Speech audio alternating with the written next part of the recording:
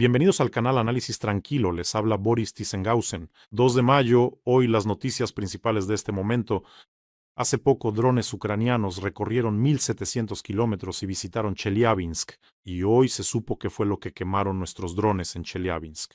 Resulta que el botín es muy serio. Atacaron el aeródromo de Shagol y los rusos ahora echarán de menos 2 aviones Su-57, un Su-34 y otro Su, cuya variante se está confirmando. Un botín muy serio. Como dicen, Chelyabinsk recibe a los drones ucranianos y esto es solo el comienzo. ¿Y pueden los rusos a tal profundidad, 1.700 kilómetros, cubrir con sistemas de defensa aérea todos los objetivos estratégicos y aeródromos? Claro que no, claro que no. Así que para los rusos habrá próximamente muchas de estas sorpresas desagradables. Y tengo para ustedes otra noticia inesperada. Para los habitantes de Tuapse probablemente será del todo inesperada. En Rusia inventaron una versión de qué es lo que realmente arde en Tuapse, donde por cuarta vez llegaron drones ucranianos. Prepárense. El jefe de la región de Krasnodar, Benyamin Kondratiev, declaró que los videos del petróleo ardiendo en Tuapse y la lluvia de esa lluvia negra de petróleo son causados, resulta, por un ataque psicológico de Ucrania. Él afirma que el petróleo ardiendo supuestamente lo lanzan los drones ucranianos. O sea, no escucharon mal, de verdad, él declaró eso. Y permítanme citarlo. Vemos una nueva, yo diría, vil táctica innovadora del enemigo. Ellos enganchan a los drones, tanques adicionales con fuel oil. ¿Para qué? Para que al ser derribados creen una llama brillante. Humo es un ataque psicológico puro, un espectáculo para la cámara. Nosotros lo llamamos el efecto de las gotas de petróleo. Cuando nuestros muchachos derriban el objetivo, ese fuel oil se dispersa y arde en el suelo. Se crea una imagen como si algo serio estuviera ardiendo, pero en realidad solo se queman los restos del combustible enemigo, declaró Kondratiev. O sea que los drones ucranianos además cargan con tanques de fuel oil y petróleo, y en algún lugar sobre las regiones rusas derraman ese petróleo, y luego resulta que durante varios días ese petróleo arde en el suelo de tal forma que se ve desde el espacio. Vaya cosa. He oído mucho, pero una versión así la oigo por primera vez. Me pregunto qué habrá consumido. Les traje el video de ayer de Tuapse para que vean por sí mismos cómo arde todo eso. Mírenlo, por favor. Здравия желаю! Вот такое у нас сейчас 1 мая в городе-герой Туапсе. С праздником, дорогие товарищи!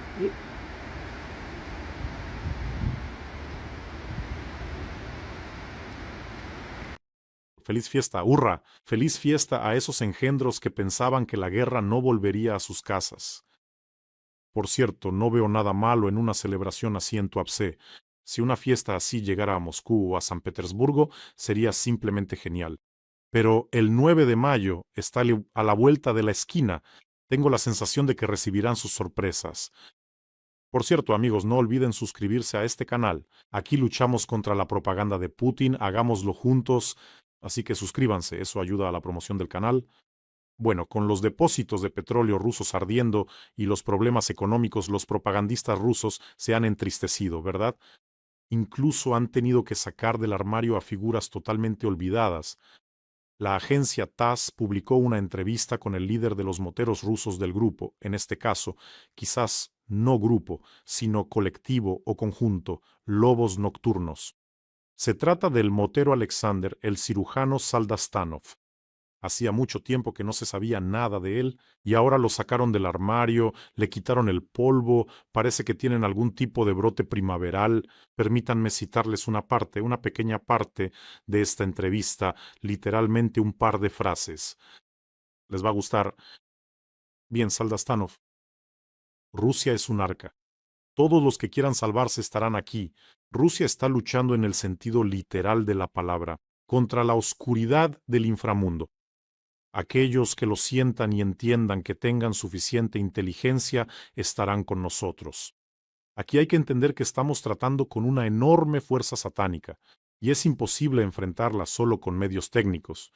Es necesaria la ayuda de Dios, declaró Saldastanov. ¿Podrían todos ustedes reunirse finalmente en su arca y navegar hacia algún lugar lejano? Quédense en su arca, pero no se metan con los demás. Solo recordaré dónde está la gracia. TASS son las siglas de la Agencia de Telégrafos de la Unión Soviética. Pues la Agencia de Telégrafos de la Unión Soviética entrevista al líder de los moteros de Rusia que cuenta algo sobre Dios. Lo más curioso es por qué de repente en Rusia empezaron a promocionar a los moteros. Bueno, los moteros no son algo muy ruso, la verdad. Motociclistas, ¿cómo más llamarlos? Los moteros representan la libertad, las carreteras, incluso algo que podría no ser muy legal. Bueno, esos son los moteros, ¿no? Bueno, lo ilegal sí es de Rusia, pero la libertad definitivamente no lo es. Les recuerdo que estos lobos nocturnos son, de hecho, un proyecto estatal. Se financia con los fondos del Kremlin. Ideológicamente, siempre han servido al poder, están integrados en la propaganda. O sea, tomaron un símbolo de libertad y lo convirtieron en una especie de circo ambulante con cintas de San Jorge. Además, se fijaron, esos moteros siempre son grotescos, parecen teatrales, con chaquetas, vaqueros y pañuelos totalmente nuevos, como si estuvieran en un teatro, ya saben, interpretando a moteros. Bueno, en Rusia todo se hace al revés, como siempre. Crearon este proyecto de subcultura callejera que apoya a Putin, pero por alguna razón está financiado por el Estado, y ese Saldastanov es simplemente una especie de payaso predicador principal. Lo más curioso es que estos falsos motociclistas no convencieron ni a los propios moteros ni a los rusos. Los escuadrones de Putin, esas abuelas locas, ellas incluso consideran a estos motociclistas como satánicos. Lo que sea que las profundidades del Kremlin hayan vomitado, como en El Señor de los Anillos de las profundidades salen orcos de todo tipo, ahí tienen a Saldastanov, al patriarca Kirill, toda esa calaña junta, pero Ucrania le muestra al mundo que se puede y se debe luchar contra un ejército superior en número y equipo. En cada episodio realizamos una colecta importante para las fuerzas de defensa de Ucrania. Y hoy continuamos con la recaudación para equipos de guerra electrónica, sistemas de defensa para la 42ª Brigada Mecanizada que defiende el frente en la dirección de Donetsk. Los soldados grabaron un mensaje en video para ustedes. Por favor, véanlo. Вітаємо, друзі! Ми бійці батальйону безпілотних систем Перун 42-ї окремої механізованої бригади. Зараз працюємо на одному із найтяжчих напрямків, а це Покровський. Звертаємось до усіх глядачів каналу Бориса Кізенгаузена за підтримкою нашого збору. А нам потрібен реп. Для чого нам реп? Щоб наші автомобілі не ставали ось такими і щоб наше життя завжди було під куполом. Разом до перемоги! Слава Україні! Героям слава! Ayudemos a los soldados de la Brigada 42. En este caso, su donación salva vidas directamente. Los equipos de guerra electrónica son los que anulan los drones rusos. El enlace para la colecta está en la descripción de este video. Hay Mono, Privat y PayPal para quienes quieran ayudar desde el extranjero. Si lo ven en otro canal, siempre hay un código QR en la esquina. Y en cada episodio les doy las gracias personalmente y de parte de cientos de guerreros a los que ya han ayudado. Ustedes y yo somos una gran fuerza. Recuérdenlo. Y sobre Estados Unidos y nuestras relaciones mutuas, el enviado especial de Estados Unidos, Steve Witkoff, y el yerno de Donald Trump, Jared Kushner, posponen su visita a Kiev por el temor de Washington de que, bueno, reanudar las negociaciones sobre Ucrania no dé ningún resultado. Así lo informa el Kiev Independent, citando sus propias fuentes. Y el medio también señaló que esto causa irritación en Kiev, debido a un cierto desequilibrio en la actividad diplomática. Es decir, visitaron Moscú, incluso para negociar con Putin, y Trump habló con Putin, pero no quieren ir a Ucrania. Temen que Ucrania no acepte las condiciones de Putin, que se transmiten a través de los enviados de Estados Unidos. Por alguna razón, aunque probablemente debería ser al revés. Estados Unidos debería imponer sus condiciones a Putin. Se suponía que la visita de los negociadores estadounidenses a Kiev sería un impulso para reiniciar las negociaciones trilaterales tras lo de Irán, pero al parecer Putin pide presionar a Ucrania. Hace poco llamó a Trump, charlaron amablemente, pidió influir para que Ucrania no ataque Moscú el 9 de mayo, porque Putin tiene algo de miedo de tener que salir corriendo de la tribuna con sus tacones de 10 centímetros. Ya saben, es difícil. Y bajo el sonido de la alerta aérea para no perder sus maletas. Solo recordaré en qué contexto está ocurriendo todo esto. Putin le asegura a Trump, convence a Donald Trump de que los rusos están avanzando en todos los frentes. En realidad, la ofensiva de primavera y verano de los rusos se ha estancado. Rusia sufre pérdidas récord, más de 30.000 muertos y heridos al mes, y prácticamente no captura nuevos territorios. Paralelamente, Trump tiene otro problema. Su acuerdo con Irán está estancado. Las elecciones de mitad de periodo están cada vez más cerca. El verano ya está aquí y el otoño está a la vuelta de la esquina. Por cierto, Donald Trump decidió volver a ser un poco astuto. Anunció al Congreso el fin de las hostilidades en Irán. Dijo, ya está, las operaciones militares han terminado. Bueno, ¿saben por qué hizo eso? Para evitar la necesidad de obtener la aprobación de los legisladores para continuar con esta operación. ¿Cuál es la lógica? Según la ley, el presidente de Estados Unidos debe obtener la aprobación del Congreso si las acciones militares duran más de 60 días. Bueno, si Trump dijo que todo terminó, mañana dirá, empezamos de nuevo, y así reinicia el plazo de 60 días. Sí, qué astuto. Bueno, ¿qué más se podía esperar de Donald Trump? Y otra noticia, las cosas se aclararon, pero el mal sabor de boca queda, ¿no? Estados Unidos retirará en un año a 5.000 de sus militares de Alemania, así lo informa el Wall Street Journal.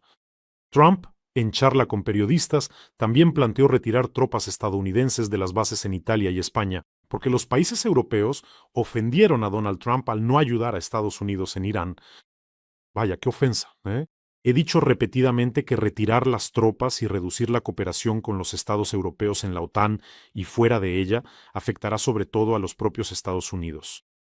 Bueno, es un golpe incluso para la propia lógica de la OTAN. O sea, la defensa militar de Estados Unidos pasa de ser un compromiso estratégico a un arma de castigo político o de rencores políticos, como prefieran. Trump está rompiendo de hecho el sistema que la OTAN y Washington construyeron desde el fin de la Segunda Guerra Mundial. La red de aliados, de bases, y sobre todo la dependencia que hacía de Estados Unidos un centro de poder global. Y cuando Estados Unidos empieza a chantajear a sus aliados con la seguridad, Europa saca la única conclusión racional que debe depender menos de ellos. ¿Quién sabe si mañana Donald Trump se despierta y dice, me llevo a todas las tropas de Europa? ¿Puede pasar? Sí, claro que puede. Entonces, ¿qué significa esto para Estados Unidos? Europa acelera su propia industria militar, crea estructuras de defensa autónomas y renuncia poco a poco al paraguas militar estadounidense. O sea, Trump no solo presiona para Europa, está desmantelando con sus manos, ladrillo a ladrillo, la arquitectura de influencia estadounidense construida por 70 años. Y eso que no la construyó él. Alemania, por cierto, reaccionó con bastante cautela a la decisión de Trump. El ministro de Defensa alemán, Boris Pistorius, declaró que Europa tendrá que reforzar sus defensas y que, de ahora en adelante, los europeos deben asumir más responsabilidad por su seguridad. Y subrayó que Alemania va por el camino correcto. Y con Ucrania, por cierto, allí también todo va bien. Y añadió Pistorius, por cierto, que ahora Alemania amplía la Bundeswehr, aumenta la compra de armas y desarrolla la infraestructura militar. O sea, se preparan para la guerra con el irracional que por desgracia ya nos ha atacado. Bueno, imaginemos que hoy es Alemania, Italia, España. Mañana Trump se ofende con Arabia Saudita, con Qatar, con Jordania. ¿Y qué? ¿Empezará a cerrar las bases en el Medio Oriente? Y la geopolítica no tolera el vacío. Y allí de donde se va a Estados Unidos, automáticamente, créanme, aparecerá China o tal vez la Federación Rusa. ¿Y quién hizo todo esto? Hace tiempo que no se sabía de Robert Fico, se quedó callado como ratón en su agujero. Se le vio algo desanimado tras la derrota de Orbán, pero aquí al parecer recobró fuerzas o se tomó algo, no sé, e hizo una declaración. Pues bien, Fico dijo, me reúno con Putin y todo el mundo me critica. Y cuando vuelvo de reunirme con Putin, todos en los baños de Bruselas me preguntan ¿y qué fue lo que dijo? ¿Por qué no van ellos también y hablan con él? No sé por qué a Fico siempre le andan preguntando cosas en los baños, no, me cuesta entender esa lógica. Saben, no hace falta reunirse con Putin para saber qué es lo que va a decir. Kov, que si Rusia está ganando, bueno, y algún tipo de humor militar tonto tal vez. Fico debería sacar unas conclusiones muy simples. Todos los que han sido apoyados por Putin terminan en uno de 4 escenarios. Una derrota aplastante, como Orbán, arresto como Maduro, huida como Assad o Yanukovych, o liquidación como el Ayatolá Jamenei. Así que Fico todavía tiene tiempo para reflexionar sobre eso. Y Putin, al ver que todo va mal en el frente, sigue atacando a civiles en Ucrania. En Gerson los drones atacaron hoy 2 microbuses a la vez, 2 autobuses de línea. Los medios locales dicen que a las 7 de la mañana un dron atacó un autobús en el distrito Dniprovsky de Gerson. Murieron 2 personas y 9 resultaron heridas. Y después de eso, a las 10:40, un segundo dron atacó otro autobús, esta vez en el distrito central. Mis condolencias a quienes perdieron hoy a sus seres queridos y una pronta recuperación a los heridos. Los drones rusos atacan deliberadamente autobuses llenos de gente. Totalmente a propósito, Putin está furioso al ver que no logra sus objetivos y necesita aterrorizar aún más a la población civil. Resiste, querido Gerson. Hace poco entregamos drones de reconocimiento a nuestros infantes de marina en el frente de Gerson. A ustedes, amigos, muchísimas gracias por eso. Saben, Gerson, probablemente sea realmente complicado encontrar una ciudad más pausada, pacífica y tranquila. De verdad, aquí todo parece ir a un ritmo muy calmado. Para mí, Gerson es algo así como un verano eterno, ese calor, nadie tiene prisa, caminos polvorientos, es la estepa, y por supuesto sus famosas sandías de Gerson. Quizás, saben, esta ciudad es la personificación de una vida pacífica y sosegada. Y entonces llegó este vampiro del búnker con su ejército de orcos y sus drones. Saben, creo que para Putin Gerson es un dolor especial. Desde el inicio de la invasión a gran escala, Gerson fue la única capital regional ocupada temporalmente por los rusos. Y luego los rusos fueron expulsados de allí vergonzosamente, bueno, los que lograron escapar. Liberaron Gerson y por supuesto el calvo siente un gran odio por eso. Podría haber presumido de haber tomado al menos una capital regional, pero ni siquiera eso le salió bien. En Gerson los rusos recibieron tal paliza que la recordarán para siempre. Resiste, Gerson, toda Ucrania está contigo. Y hoy también tenemos una sección de los partisanos de Crimea, de nuestros amigos con quienes colaboramos hace tiempo, de mi natal Crimea ocupada.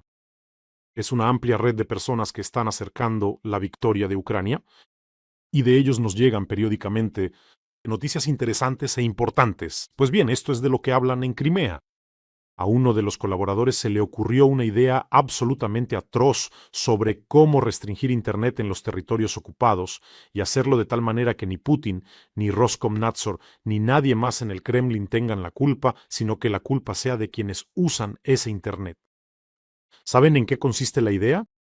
La idea es multiplicar las tarifas por el uso de servicios occidentales, servicios extranjeros. ¿Quieres ver películas occidentales? ¿Quieres usar bibliotecas extranjeras o ver noticias del exterior?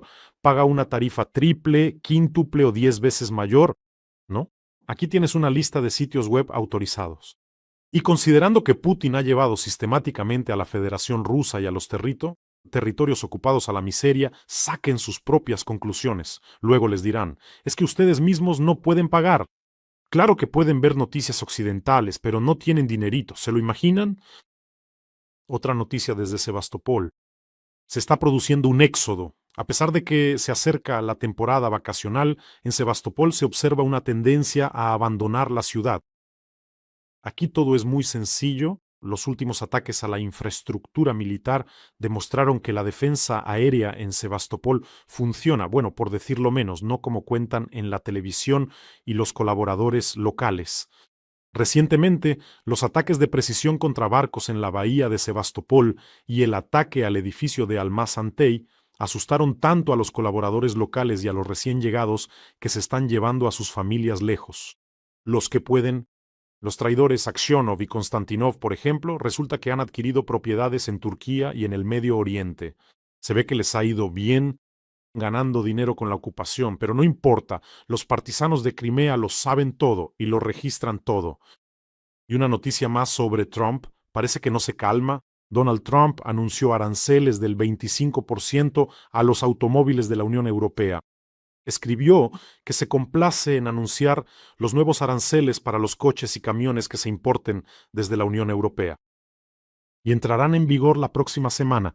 Saben, aquí ni siquiera se trata de que posiblemente luego por decisión judicial haya que devolver esos aranceles. Esa no es la cuestión. La cuestión es que la guerra comercial y los insultos se dirigen precisamente hacia los aliados. Mientras que por alguna razón se están levantando parcialmente las sanciones al petróleo ruso, y que si Donald Trump realmente quiere ser uno de los artífices de un acuerdo de paz en la guerra de Rusia contra Ucrania, ahora es el momento de presionar precisamente a Rusia y no ayudar a Putin a salir del pantano en el que él mismo Putin se metió. Otro punto clave es que cuando Ucrania contaba con la ayuda de Estados Unidos, la situación era distinta. Recuerden, en cuanto dejó de contar con ella y esa ayuda cesó, miren cómo cambió todo el panorama. Y ya nadie les dice a los ucranianos que no ataquen las refinerías rusas. Bueno, tal vez lo digan, pero como vemos, los ucranianos no escuchan demasiado, y aquí tienen el resultado. Rusia se verá obligada a reducir su producción de petróleo por los ataques a las refinerías. Así lo indican los datos del Centro de Análisis Macroeconómico. O sea, los problemas de carga saturaron el sistema de oleoductos, de Transneft y todos los depósitos. Por lo tanto, la producción va a disminuir. Y un pozo petrolero no se puede cerrar así nomás, como si fuera un grifo. Es decir, sellar un pozo es un proceso serio y muy costoso. Parte de la producción se perderá para siempre. Eso es un hecho. Y los rusos no tienen otra salida. Miren el ejemplo de Tuapse. Allí arden ahora los depósitos, la refinería para otras los ataques de drones, pero el crudo sigue llegando. ¿Y dónde lo van a descargar? Sin depósitos ni refinería operativa, tienen que mandar el crudo directo a los buques cisterna. Es una gran pérdida de ingresos y además deben cerrar pozos porque todo está lleno y Ucrania ataca depósitos cada noche. ¿Dónde van a meter el petróleo? Cuando los oleoductos y depósitos están a tope, ¿qué es lo mejor que se puede hacer? Exacto, golpear los puertos y muelles de carga donde se llenan los buques cisterna. Y entonces, listo, colapso total del sistema. Como dijo aquel tipo al principio, feliz fiesta para ustedes, rusos. Y ustedes, amigos, cuídense mucho, cuiden a los suyos y no olviden suscribirse a este canal. Y les pido de corazón, ayudemos a nuestros combatientes. El enlace para la colecta está en la descripción de este video. Ahora mismo en el frente de Donetsk la tienen muy difícil y necesitan con urgencia equipos de guerra electrónica en este preciso momento. Que tengan un día tranquilo y gloria a Ucrania.